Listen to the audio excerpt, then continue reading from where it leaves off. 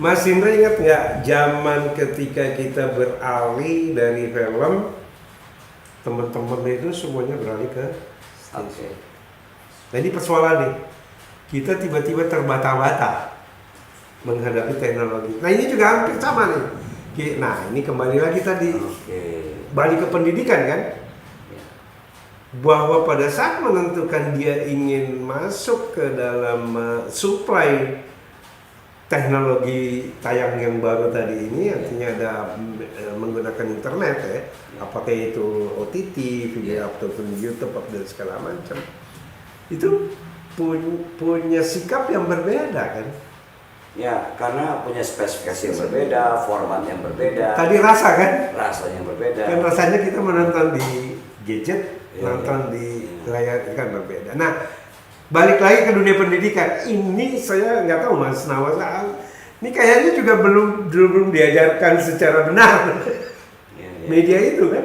Nah, balik lagi ke bisnis kan, bisnis kan pasti berbeda, gitu kan. Nah ini saya pikir ini perlu betul-betul dibuat studinya itu untuk kalau kita ingin menikmati gula-gula yang tadi. Kalau tidak, saya ragu gitu. Saya ragu itu tidak bisa kita capai. Akhirnya yang tadi market share 60% bisa turun. Dan itu sudah kemarin sempat terbukti. Karena tidak ada antisipasi kan.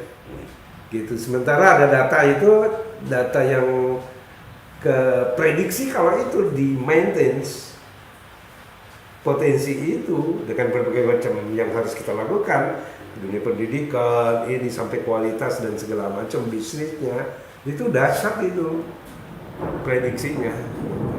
Ya, artinya pemenuhan layar dengan jumlah produksi itu harus sinkron. Iya, karena gini, kenapa ini potensi kan gula-gula tadi ini kan potensinya gini, ada 370 juta. Ya kan? Berarti kita perlu ini dong ya. Pengusaha-pengusaha bioskop baru dan pengusaha bioskop lama untuk lebih memperbanyak layar. Ya itu satu, tapi yang paling penting kehadiran negara dulu nih. Kehadiran negara mengatur regulasinya. Seperti apa, Mas Gun?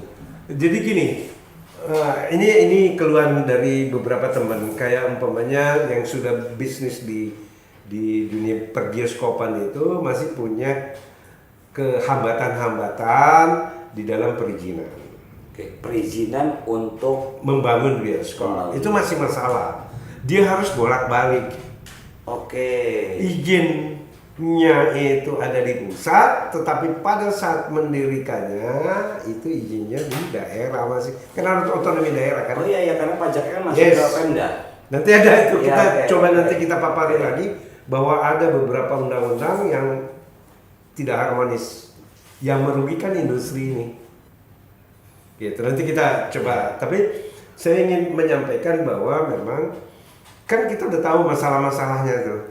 Penduduk kita banyak dan ini kan sudah menjadi udah menjadi inceran negara-negara lain gitu. Ya, apalagi kan usaha potensi bioskop itu kan sebenarnya udah dicabut orang bisa investasi. Orang bisa investasi, orang luar gitu ya. Tapi karena ada prosedur-prosedur ini juga menjadi hambatan. Ya, kalau bahasa kita tuh prosedur banyak meja. Yes.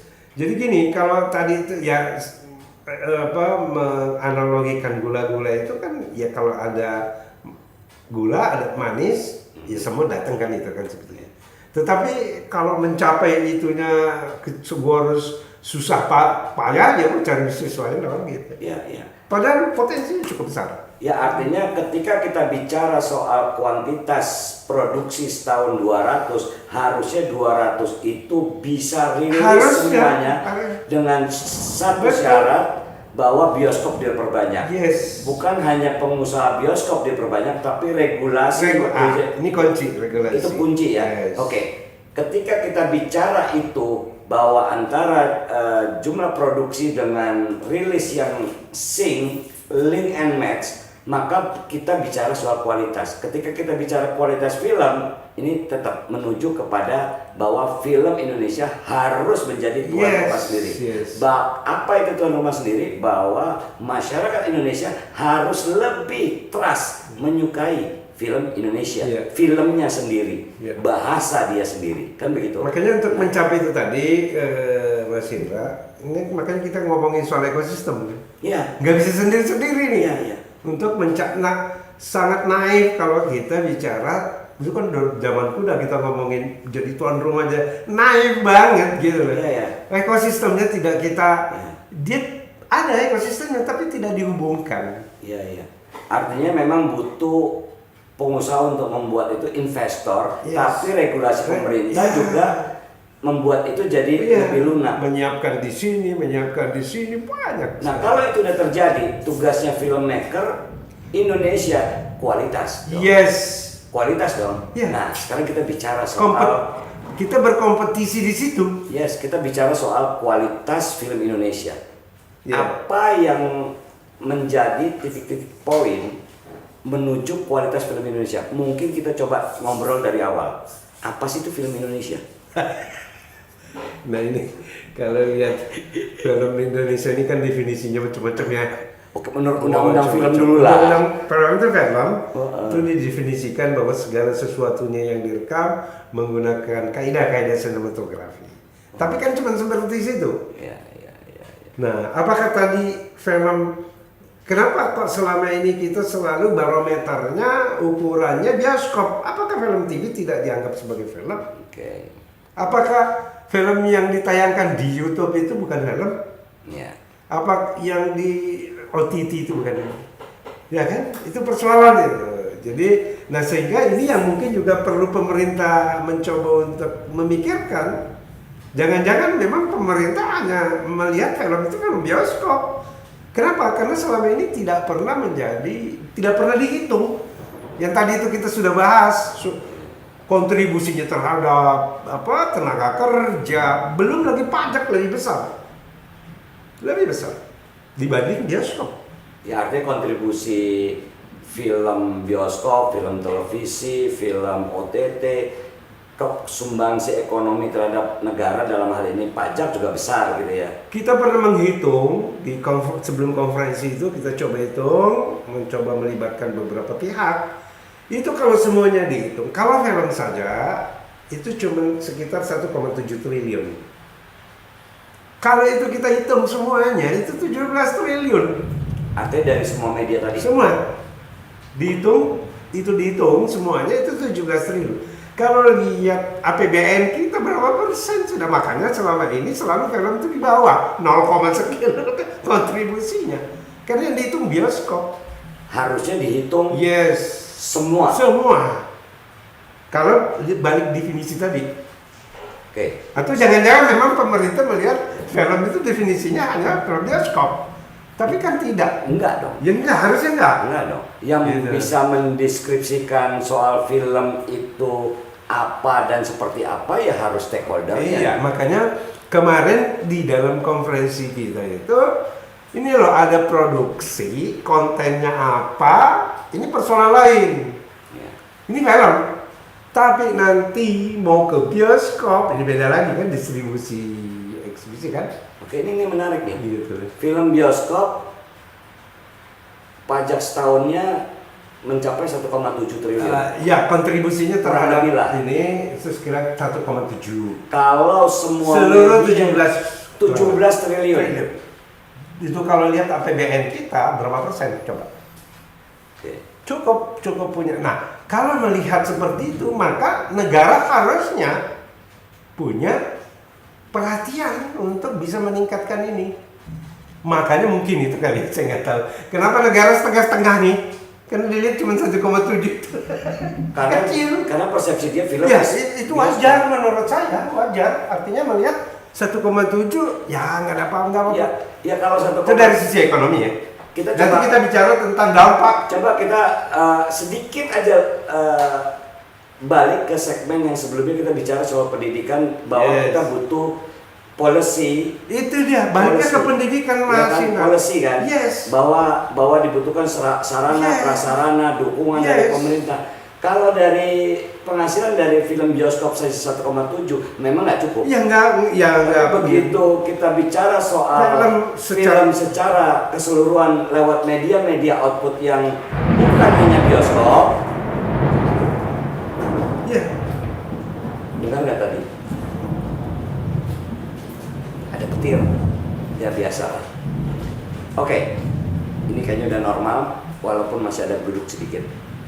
Dengan 17 triliun dalam setahun hasil dari penelitian dari hasil dari industri film dengan konteks semua media, sebenarnya dia bisa dong menunjang. Ya, harusnya. Menunjang kan itu bisa ditingkatkan, tapi ini harus ada kebijakan agar SDM kualitas. Hubungan dengan pelatihan yang tadi kita bilang. Karena pelatihan itu kan sebenarnya tujuannya bukan hanya untuk kualitas, tapi untuk regenerasi, untuk investasi. Ya, investasi dan untuk mempertahankan yang tadi. Bagaimana kita mempertahankan share market yang 60% ini itu lebih dia. yang udah kita punya, jangan sampai dia hilang lagi. Pasti hilang. Karena tidak kita bina, kita tidak siapkan, tidak kita antisipasi apa yang kita contoh. Semakin banyak produksi dan ini tidak dipersiapkan, maka yang akan masuk ke industri itu adalah orang-orang yang sama. Nah, sangat saya tidak percaya kalau orang-orang yang sama itu bekerja pekerjaan kreatif dan segala macam, ya nggak mampu lah bikin film satu orang, satu tim itu 4 film. Iya. Kualitas kita mampu bikin, bisa bikin, tapi kualitasnya saya nggak yakin. Sehingga apa? Ini harus diantisipasi. Gitu. Tapi kan ada satu masalah juga, Mas Gun. Kalau dia nggak bikin 4 film dalam 1 tahun, hidupnya gimana? Ini balik lagi. Tadi kita sempat ngomongin tentang hubungan industrial. Ya. Artinya harus ada standar-standar yang memang bisa menjamin. Nah ini makanya tadi turnover tadi itu banyak juga bukan hanya karena kompetensi, tapi dia tidak bisa hidup di industri ini. Ya kita udah tahu lah kelemahan dan kelebihan soal pajak dan segala macam, butuh regulasi, butuh layar. Sekarang kita bicara soal SDM. Tadi kalau nggak salah di slide itu kan dibutuhkan pekerja sebanyak 38.000, betul ya? Yes, film ya. Film. Bukan film, artinya layar lebar. Layar lebar. Bioskop. Film bioskop dibutuhkan 38.000 pekerja. Dalam untuk 200 produksi itu. Data yang aktualnya. Nah, itu kan dibutuhkan. Tapi kan yang terserap kan hanya 15 ribuan. 28.000, 15.000. Setengahnya lah. Berarti kurang lebih ada 13.000. Ya itu tadi yang kita sampaikan bahwa ada yang tidak terserap. Oke. Bayangin kalau itu dihitung media lain. Berapa tuh butuhnya? Artinya dari TV ada cantik. Ya kan? Dulu lebih besar lagi lapangan. Itu nggak pernah dihitung. Berarti kan kalau lihat dari presentasi tadi, ada SDM yang bekerja dalam 1 tahun itu bisa lebih dari 1 film, bahkan 2 film, 3 film, 4 film, 5 film. Ya. Nah, di film ya, kalau lebar ya. Apalagi kalau yang di itu. Ya, kita bicara lebar. Belum lagi ngomongin kita artinya menggunakan internet ya, VOD apa? OTT itu juga mendekati TV itu. Itu belum dihitung sama sekali. Ya kita bicara yang layar lebar dulu, yang bioskop dulu ya. Artinya kalau dibutuhkan 38.000 untuk 200 produksi, yang terpakai sekitar 15.000 saja, berarti 15.000 itu orang itu 15.000 orang itu yang mengerjakan 200 produksi dalam 1 tahun. Seharusnya dia 38.000. Karena ini kita bicara soal bagaimana kalau film itu yang tadi 200 itu, yang 100 rilis, jangan cuma 20 film yang dianggap kualitas, kan begitu kan? Artinya dikerjakan dengan semestinya. Iya, supaya kan bukan hanya 20 film yang rilis yang sukses, tapi 100 ya kan? So, karena potensinya ada. Yes kan? Gula-gulanya tadi itu ada gitu. Mungkin kita petain penonton kita kenapa hanya 15.000 yang bekerja, sementara ada 13.000 yang lain. Itu balik lagi tadi, pendidikan yang tidak match, link match. Berarti kompetensi. Berarti baik yang mau lulus dari sekolah film atau SMK film nggak siap pakai. Yes. Artinya memang yang kita temukan adalah masih kurang percaya para pebisnis film ini untuk mau gambling menggunakan orang, karena kita standarnya kan belum, itu persoalan. Sehingga dia kalau perlu si A lagi syuting di tempat lain, ya saya tunggu aja lah. Saya lebih safe kalau saya. Ya, artinya boleh dong saya bilang bahwa pekerjaannya masih mayoritas unprofessional.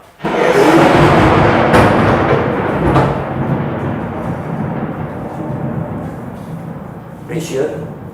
Ya, berarti saya boleh bilang bahwa tenaga kerja atau SDM industri film kita unprofessional, belum profesional. Yes, Mas, artinya sebagian besar ya. Iya, besar. Tentu. Makanya tadi yang saya bilang itu untuk masuk ke profesional itu maka perlu ada namanya tripartit, itu standar-standarnya digunakan gitu kan, jadi tidak ada lagi satu sama lain ketergantungan karena semuanya diatur. Balik-balik pemerintah harus hadir, regulasi. Contoh persoalan kompetensi, sertifikasi, ya kita sudah buat ininya semua, tapi regulasinya ya itu udah satu jalan yang bagus dong. Artinya untuk menuju supaya unprofessional to professional. Yes. Jadi bukan hanya cuman setengah, tapi dia harus 100% gitu. Iya. Udah sebenarnya udah dibentuk tuh ya. Sudah dibuat apa ya? KKNI atau kompetensi. Lengkap itu. Infrastrukturnya enggak. Nah, apa yang belum jalan misalnya? Regulasi. Jadi regulasi, makanya perlu ada antara pemerintah sebagai pembuat regulasi duduk bareng dengan pekerja film, asosiasi film dan asosiasi usaha. Oke, berarti ada pemerintah, pengguna jasa, dan pekerjanya. Ya, kalau itu di dalam industri biasanya disebut sebagai tripartit. Oh iya, oke. Karena ini lucu nih. Kita bicara industri film.